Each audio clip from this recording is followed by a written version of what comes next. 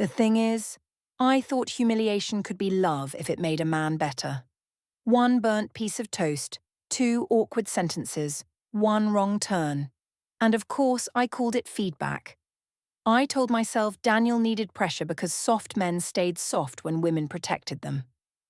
By our anniversary dinner, he had finally become strong enough to leave me in front of everyone.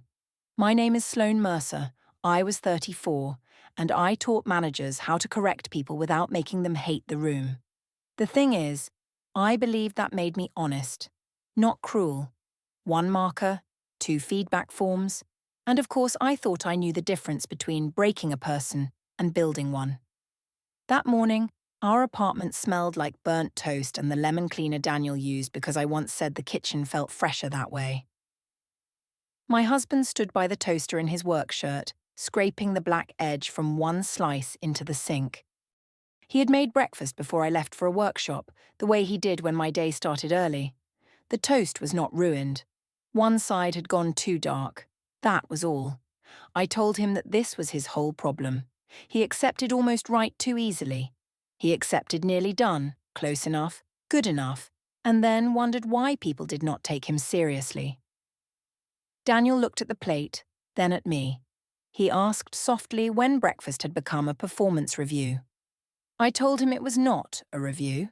It was feedback. I said I gave companies better language for this kind of thing, and he was lucky I cared enough to be direct at home. He started another slice without answering. That was Daniel. Quiet repairs, quiet restarts, quiet hurt, if I noticed it at all.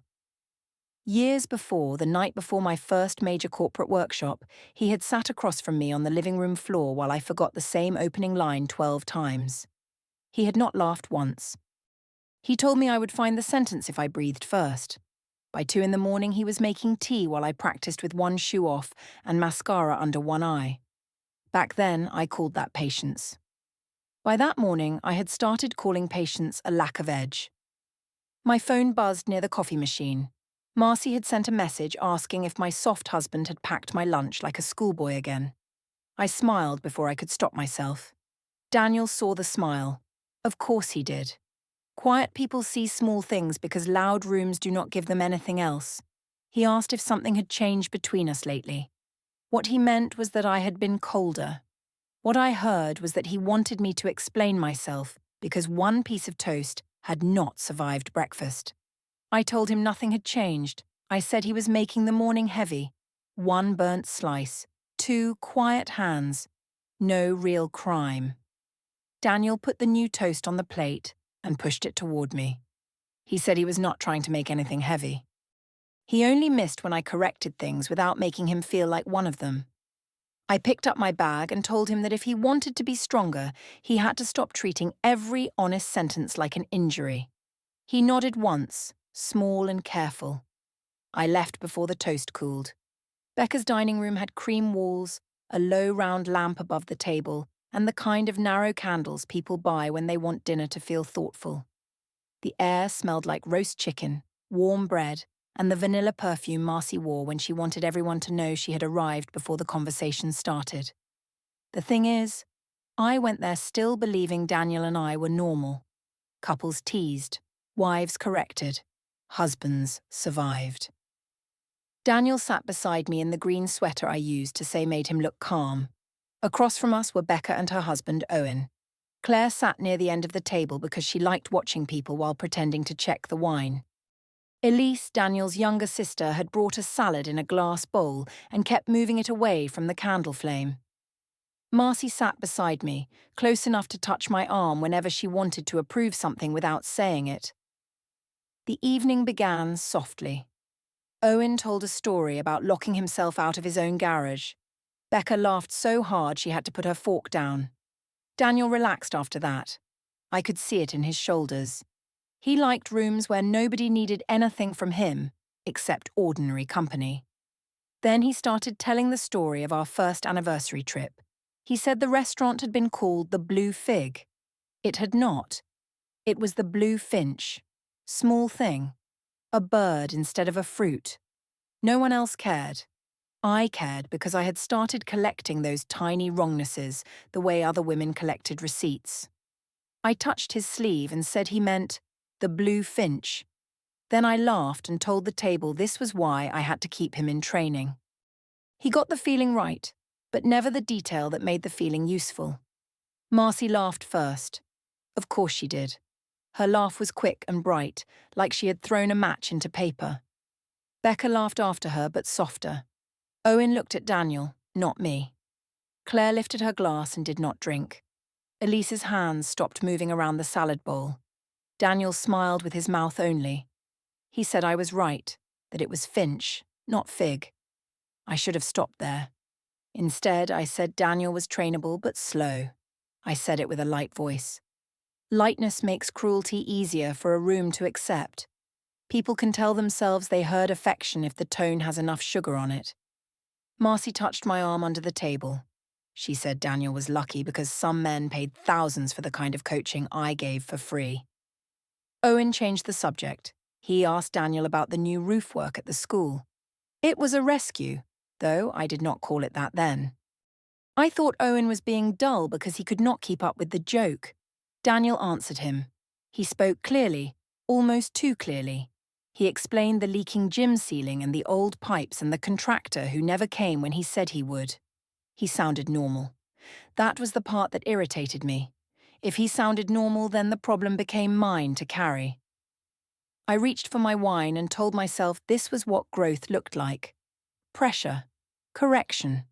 A man learning how to keep his face steady. Later, when we helped clear the table, Elise asked me if I thought Daniel had found the joke funny. Her voice was calm, but her eyes were not. I told her Daniel could survive a dinner joke. I said people were becoming too careful around men who needed strengthening. Elise dried one plate and set it down too hard. She said Daniel had spent his whole childhood surviving jokes from their father, and not every survival skill was proof that something should continue. That should have landed somewhere useful. Instead, I heard accusation. I heard his family protecting him from the woman trying to improve him. On the drive home, the streetlights moved over Daniel's face in flat, yellow strips. He kept both hands on the wheel. He said, specific and factual, that I had called him trainable and slow in front of people who respected him. He asked what I wanted him to do with that. The thing is, that was how Daniel came to pain. One named incident. One careful question. No heat. No useful anger. I told him I wanted him to learn from it. I said he always asked what I meant instead of asking why the words sounded believable. He drove another block before answering. Then he said he was not asking me to praise every mistake. He was asking me not to make him the mistake. For a moment, the car became too quiet. The heater blew warm air against my knees. A receipt from the gas station moved near the cup holder every time he turned. I almost said that maybe I had gone too far. Then my phone lit up. Marcy had sent a message asking if the patient survived his treatment. I turned the screen down, but not fast enough. Daniel saw the movement and went quiet again. Of course, I told myself that proved my point. He could name one joke, but he could not stay present for the larger pattern. He retreated into silence and then expected me to treat silence like a language. When we got home, he hung his coat beside mine and asked if I wanted tea. Same voice, same care, same soft place where an argument should have been. I said no. He made one cup for himself. Before bed, I saw his phone light up on the nightstand. Elise had texted him that what happened at dinner was not normal. Her name sat there on the screen like a person standing too close to our marriage. I told myself she was turning him against me. One dinner, two wrong words. No one willing to admit I was helping him. Daniel did not sleep for a long time. I knew because the bed stayed careful beside me. Claire's backyard smelled like cut grass, grilled lemon, and the sugar glaze from the birthday cake Daniel had picked up on the way over. String lights crossed above the patio, not bright enough to hide anyone's face. The thing is, family parties pretend to be safe because people bring salads and children run between chairs. That only makes the damage easier to see when it arrives. Daniel came through the side gate carrying the cake box with both hands. He had called the bakery twice that morning because Claire liked lemon cake with thin frosting, not the heavy kind. He had remembered that. He remembered things like that. Small things. Useful things. Things I had started treating like furniture. The corner of the cake box was dented. Not the cake. The box. The white cardboard had folded inward on one side where the handle of the bakery bag had torn. There was a pale smear of frosting on the inside window, but the cake itself sat straight on the gold board. Claire thanked him. She meant it. She touched his arm and said he had saved her from picking it up herself. I looked at the dent. One corner. 2 careful hands. Of course, there it was. I said Daniel could turn even a simple errand into a development opportunity. A few people laughed. Becca laughed because she had not yet decided what kind of moment it was. Marcy laughed because she always decided quickly when the joke made me sharper. Owen did not laugh. Elise was near the drinks table and her eyes moved from the cake box to Daniel's face. Daniel said quietly that the cake was fine. I told him fine was his favourite word. Fine breakfast, fine directions, fine story, fine cake. I said fine was where ambition went to die. Claire said my name softly. That annoyed me. Soft warnings always did. They made me feel like the room had chosen Daniel before the scene had even started. Daniel placed the cake on the table. He did it carefully, with both hands flat against the sides of the box, like setting down something that might still be saved. Then he stepped back. The party moved around us for a while. People talked about Claire's new garden chairs, Owen's garage story, Becca's holiday plans. Daniel stayed near the fence with Elise and Owen. He held a plastic cup he did not drink from. I told myself he was sulking. I told myself he was trying to make people feel sorry for him. Of course, that was easier than asking why he had stopped coming near me.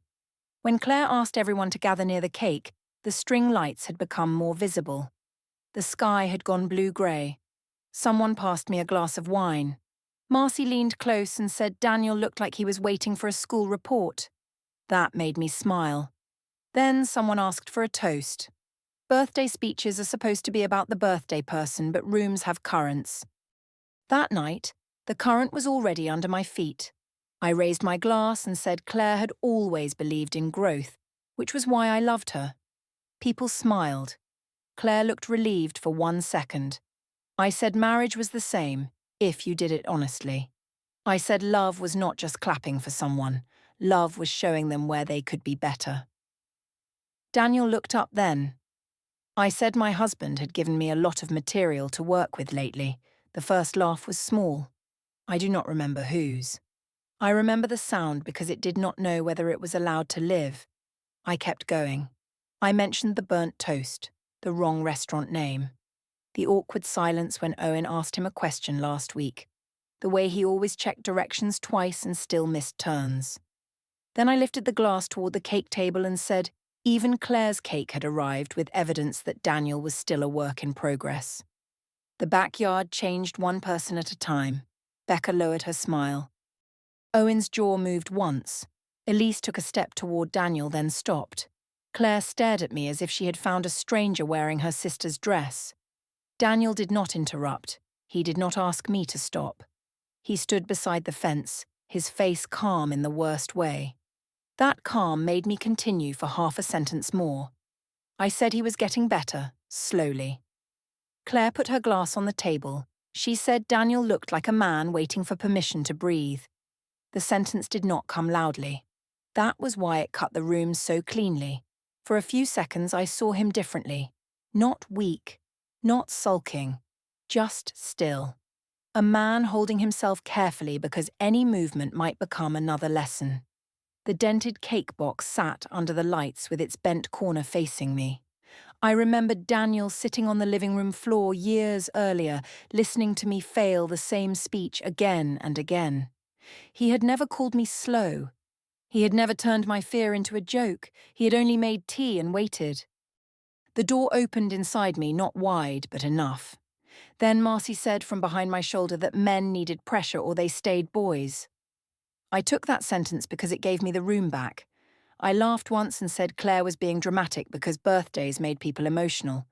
I said Daniel knew I loved him, and only insecure people confused improvement with insult.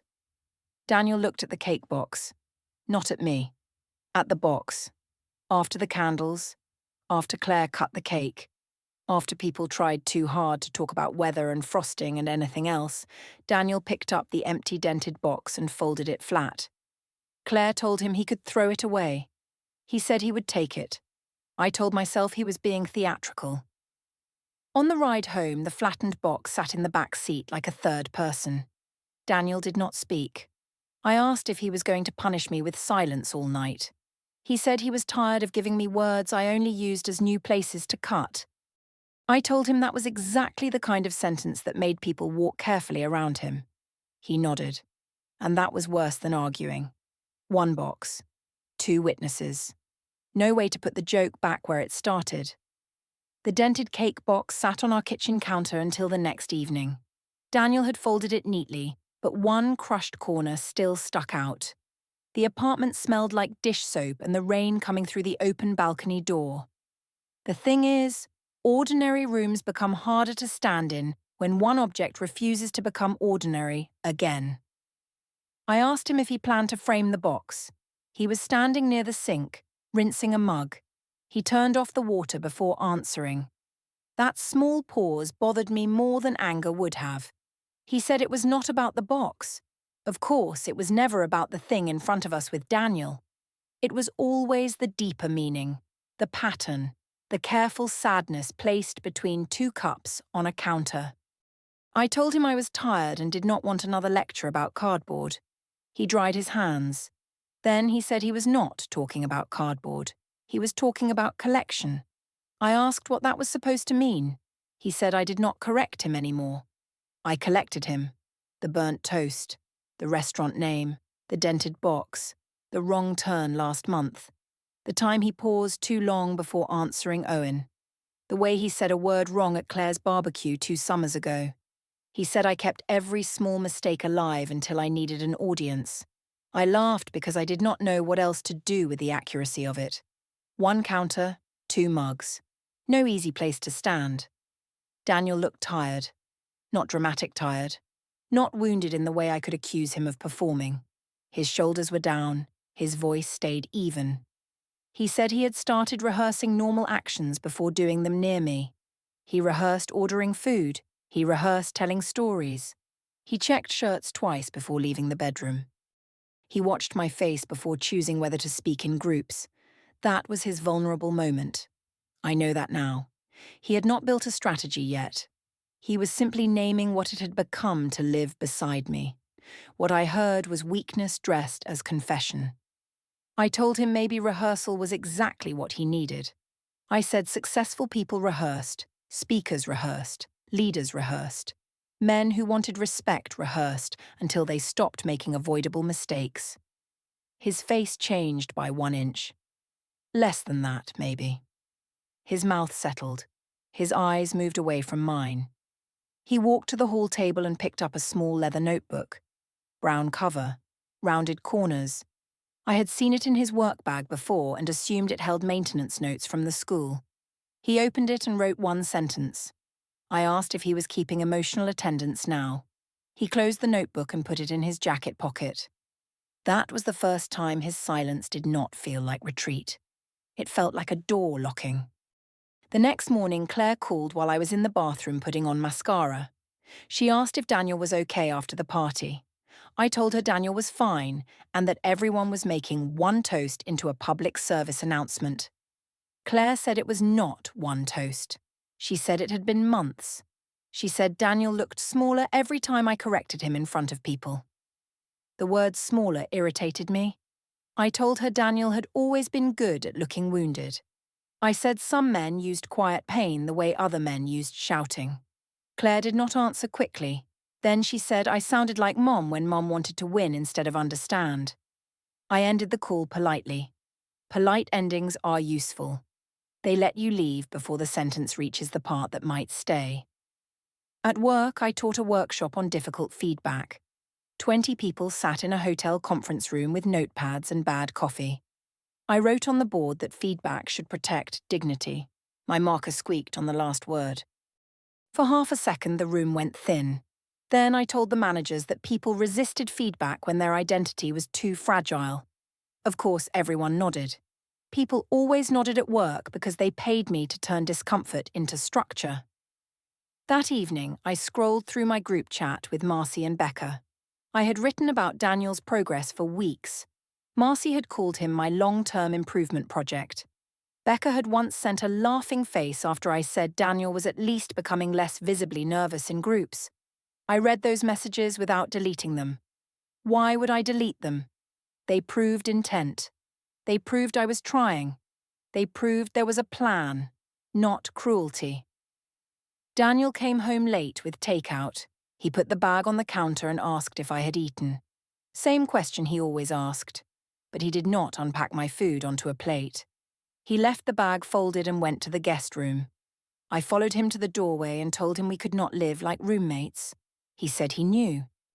That answer was too clean. It did not reach for me. It did not ask me to soften. It did not give me a place to stand above him. I told him he was punishing me. He said he was sleeping where he could make a mistake with a pillow and not hear about it later. I said that was childish. He nodded, as if I had confirmed something he had already written down. Before bed, I saw the notebook on the guest room nightstand. The leather cover lay beside his wedding ring, because he had taken it off to sleep. The ring was still there in the morning. The notebook was gone. Elise stopped answering my friendly messages after that. Not all at once. First, she sent one-word replies, then a heart reaction instead of a sentence. Then nothing. Marcy still answered, but slower. Her jokes came back with less heat. When I told her Daniel had moved to the guest room, she wrote that maybe the training was finally landing, then did not add anything else. 2 messages. 3 hours. No flame emoji. The house did not get louder after Daniel moved down the hall. It got organized. His shoes disappeared from beside the bed. His charger moved from my side of the room. The coffee still appeared in the morning, but now it waited on the counter, not in my hand. That small distance made me angrier than a fight. I told myself he was learning.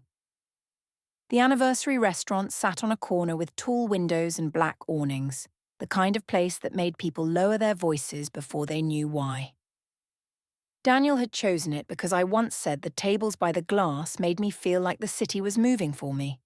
The thing is, he remembered lines I had forgotten saying. Of course, by then, I treated memory as pressure when it did not flatter me. We met there 5 days before our anniversary to confirm the private dining room. I wore cream because cream looked calm, and I wanted Daniel to see calm, not softness. Calm. There is a difference when you are trying to win without looking like you are fighting. Daniel arrived before me. He was sitting with a folder of restaurant details, not legal papers, not anything dramatic, just menu options, guest count, timing. His small leather notebook rested beside his water glass. I told myself the notebook was childish.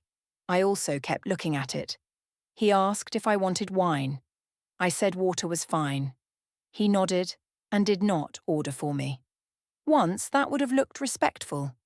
That night, it looked like distance. I told Becca earlier that day that Daniel had improved.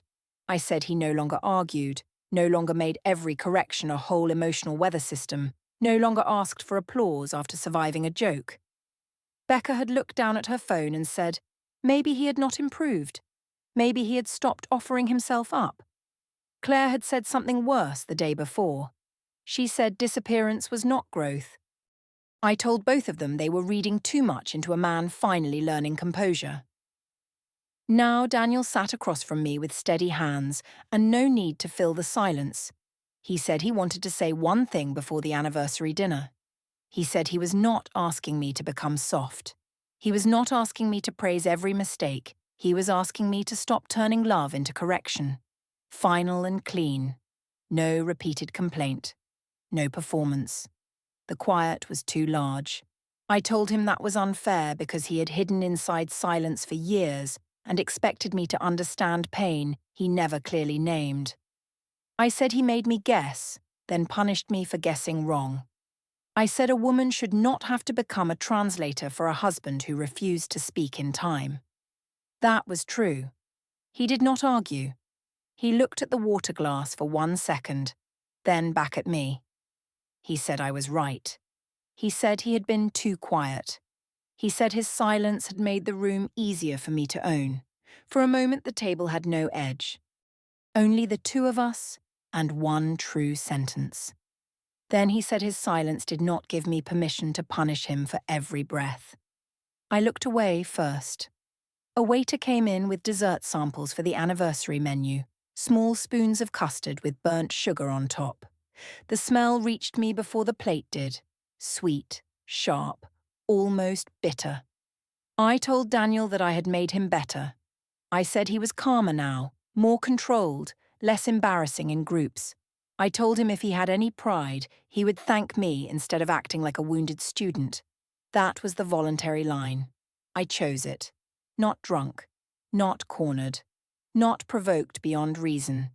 I placed it on the table because I still needed him beneath me to feel right. Daniel's hand moved to the notebook. He did not open it.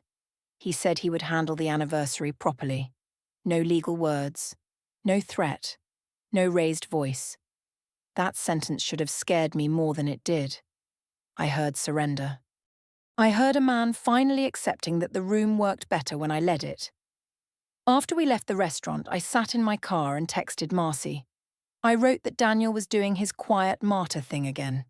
I wrote that he had admitted I was right about his silence. I wrote that I needed her at the anniversary dinner because Claire and Elise had become unbearable. Marcy read all 3 messages and did not reply. 1 read receipt, 2 blank minutes. No little flame. I put my phone face down and told myself she was busy. The next days moved quickly. Daniel confirmed the private dining room himself. He asked me for the final guest list and added Elise, Owen, Claire, Becca, and 2 mutual friends. I told him that was a strange group for an anniversary.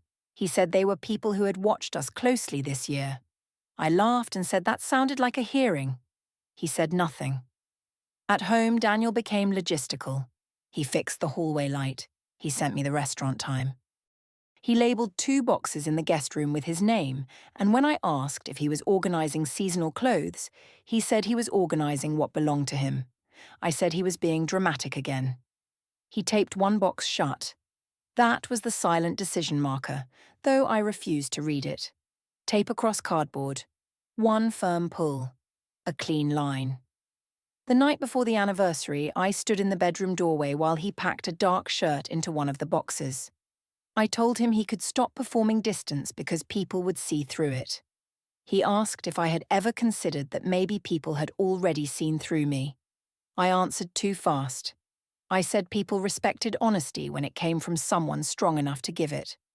He looked at me then with no anger left.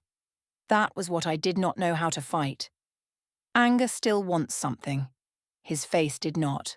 I slept badly. In the morning, coffee waited on the counter again. No note. No Daniel in the kitchen. The dented cake box was gone from the shelf where he had kept it. I told myself he had finally thrown it away. The private dining room smelled like warm bread, candle wax and burnt sugar from the desserts waiting on a side table. Daniel had reserved the table by the window. Of course he had. He remembered that I liked watching people pass outside while pretending I was not watching. Claire sat near me but not beside me. Elise sat beside Daniel. Owen was quiet. Becca kept touching the stem of her glass. 2 mutual friends had arrived with the careful faces people bring when they suspect the invitation has another purpose. Marcy's chair stayed empty. Before dessert, Daniel stood. I smiled because I thought this was the part where he would admit the year had been hard and that I had helped him grow. 1 candle, 2 glasses. No reason, I told myself, to be nervous. He said he had spent years thinking love meant surviving the person he married. He said I had taught him to examine every weakness, every mistake, every place where he gave too much and asked for too little. My smile held because the first half still sounded like credit. Then he said I had been right about one thing. He had needed to become stronger. He had become strong enough to stop confusing endurance with marriage. He placed the leather notebook on the table. No one reached for it. Elise looked down. Claire closed her eyes for 1 second. Daniel opened one page and turned it toward me. Dates, places, phrases, trainable, slow, almost good enough, development opportunity, mediocre, still needs work. Then he placed a folder beside it. Inside was a court-stamped petition for dissolution of marriage, temporary property orders, and the date for our first mediation appointment. The top page had my full name on it. Sloane Mercer, black ink. No room for tone. I reached for my water and missed the glass. It tipped but did not fall. Owen caught it before it spilled, then set it upright without looking at me. I said Daniel was humiliating me on our anniversary. He said he was not humiliating me. He was leaving in the only language I had respected. Public consequence. I told him that was cruel. Claire said quietly that he had given me private doors for months, and I had kept turning them into stages. Daniel removed his wedding ring and placed it beside the candle. He said he did not need a wife who taught him by breaking him. Then my husband left first. Elise followed him. Owen followed next. Claire stayed long enough to say nobody in that room misunderstood what had happened. Becca stayed seated, but she did not defend me. Marcy never came. 3 days later, she sent one message saying she did not want to be involved. Daniel moved into a small rented apartment near the school where he worked. I stayed in our apartment until the temporary property hearing decided who paid what and who could access which rooms. Elise stopped speaking to me, and Owen removed me from the group chat before the weekend. Marcy became a grey read receipt with a name attached. At work, my next workshop opened with the slide that said feedback should protect dignity, and I clicked past it too quickly. The thing is, I still wanted to believe I made him stronger. Of course, that was the clean version. 1 notebook, 1 candle, 1 ring beside the plate, and no husband left to improve. The first strong thing Daniel did for himself was leave me. The dented cake box was not in the apartment when I came home. The ring stayed beside the candle longer than I did.